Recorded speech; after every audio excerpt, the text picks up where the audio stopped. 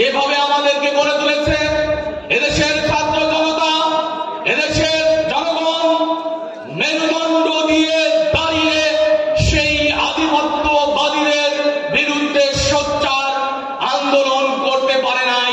শুধুমাত্র এইবারের 24-এর ছাত্র জনতা সেটা দেখিয়েছে। কাজেই শিক্ষা, আমাদের সংস্কার প্রয়োজন।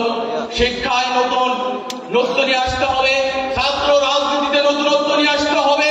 আমাদের কালচারাল যে আগ্রাসন দিল্লি থেকে আসে, সেই আগ্রাসনের ব্যাপারেও আমাদের বলিষ্ঠ ভূমিকা রাখতে হবে।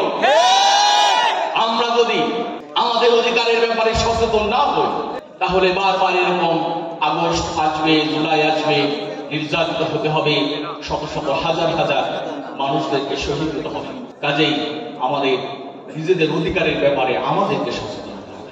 আমি যদি আপনাদেরকে বলি তাহলে এই কথা বলতে পারি, আমাদের এই শিক্ষা ব্যবস্থায় বিগত 30 বছরে কোন ক্যাম্পাসে শুধুমাত্র ঢাকা ইউনিভার্সিটিতে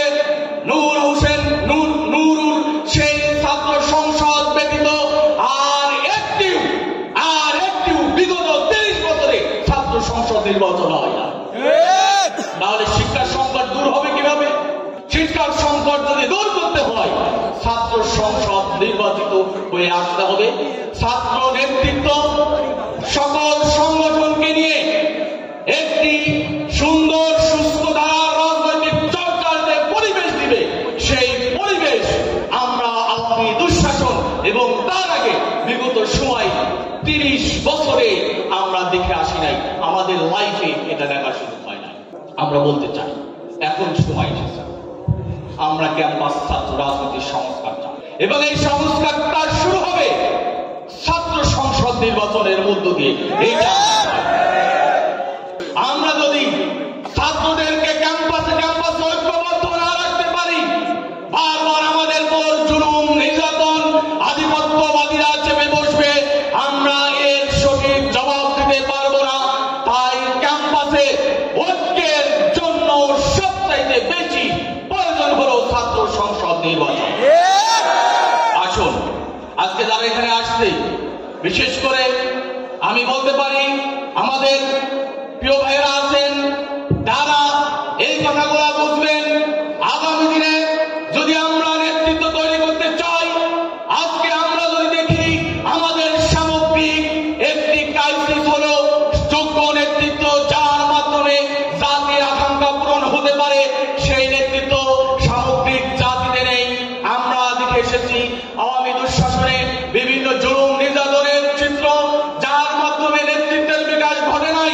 অন্তত এখন এই মুহূর্তে আজ থেকেই সেই পর্যায় হতে পারে আমরা নেতৃত্বের বিকাশ ঘটাতে চাই। আর সেই নেতৃত্ব তখনই বিকাশ ঘটতে পারে যখন ছাত্রদের দ্বারা নির্বাচিত ক্যাম্পাসে ছাত্র প্রতিনিধির জন্ম হবে, তখনই এটা সফল হবে। আমরা সেই প্রস্তুতি গ্রহণ করি। প্রিয় উপস্থিতি, আমরা যদি আমাদের ক্যাম্পাসগুলোর কথা বলি, বিগত দিনে অন্তত আওয়ামী দুঃশাসনের 15.5 বছরে একটি ছাত্র সংগঠনও ক্যাম্পাসে অবস্থান নিতে পারে নাই। আমরা দেখি নাই, কেউ ক্যাম্পাসে ছিল না। ক্যাম্পাস ছিল অস্ত্র, নারী, মাদক, টেন্ডার এবং একটি ক্যাম্পাস পরিবেশ বান্ধব যেমন ছাত্রদের হওয়ার দরকার, তার উল্টোটা আমরা ক্যাম্পাসগুলো দেখে এসেছি।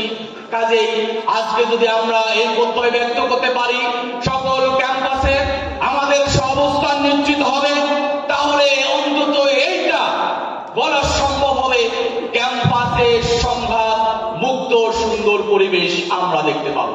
স্বাধীনতার 53 বছর চলে, অত সেই জাতি সেই ক্যারিসমেটিক লিডার এখনো দেখেনি। যে জাতি তার স্বর্ণ শিখরে যাওয়ার কথা ছিল, এরকম কোন লিডার খুব একটা আমাদের এই জাতিতে আসেনি। তার অন্যতম কারণই হলো আমরা জাতিকে সেই কাঙ্ক্ষিত পরিবেশ দিতে ব্যর্থ হয়েছি। ক্যাম্পাসে আমরা ছাত্র রাজনীতির সুন্দর পরিবেশ সৃষ্টি করতে ব্যর্থ হয়েছি। আসুন আমরা সেই প্রচেষ্টা অব্যাহত রাখি। যারা শহীদ হয়েছে তাদের বিচারের দাবির কথা আসছে, এটা তো হতে হবে।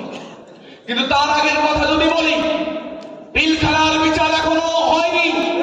একদিনে 36 ঘন্টার ব্যবধানে পিলখানায় এই জাতির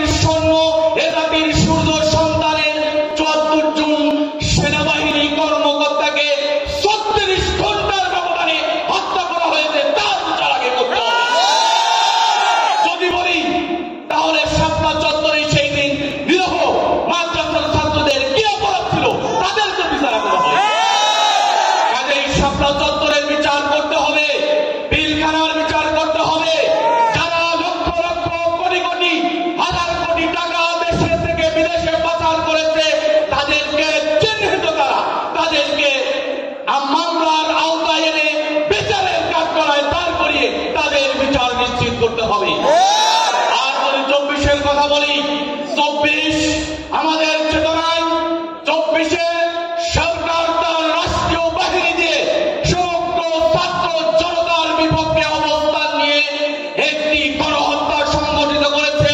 এই গণহত্যাকারীদের হাসিনা এবং তার রিজিমের বিচার নিশ্চিত করতে হবে। এই জন্য ছাত্র জনতার ঐক্য ছাড়া বিকল্প আর কোনো কিছু আমরা দেখি না।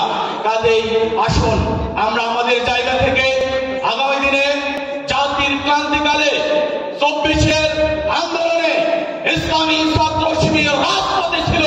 আগামী দিনে এর চাইতে যদি কোনো আরো বেশি ভয়ঙ্কর, আরো বেশি ক্রাইসিস তৈরি হয়, ইসলামী ছাত্র শিবির রাজপথে বীরের ভূমিকায় থাকবে ইনশাআল্লাহ।